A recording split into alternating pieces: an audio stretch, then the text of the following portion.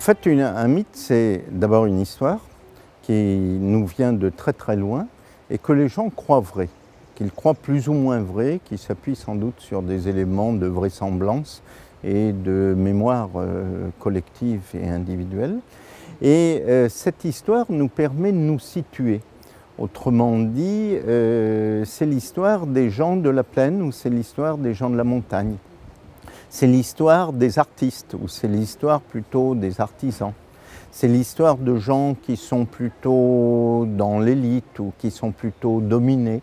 Et donc chacun va s'identifier finalement à cette histoire et à un groupe. Et à partir de cela, ça va lui donner une manière d'identité collective.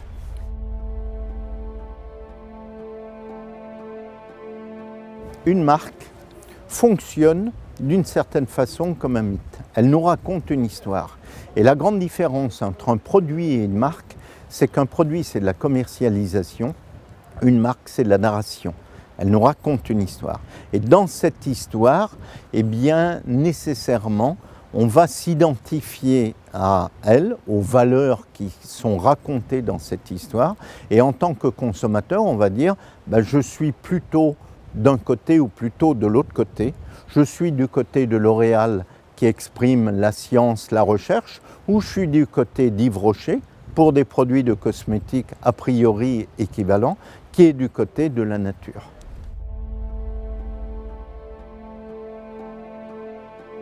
Lorsque un consommateur a un choix, il va regarder naturellement des éléments très concrets. À quel prix, quel circuit de distribution, quelle qualité. Mais derrière, on sait que la plupart des produits sont en qualité à peu près équivalents en mass market et que les prix sont à peu près identiques. Qu'est-ce qui va faire la différence?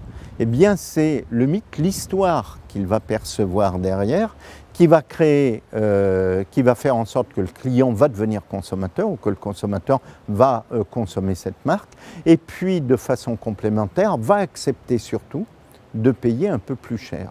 Si je considère qu'un yaourt Danone, pour plein de raisons, c'est mieux qu'un yaourt Nestlé ou qu'un yaourt d'une marque de distributeur, je n'ai pas de pistolet sur la tempe, mais j'accepte spontanément de payer 5%, 7%, 10% plus cher.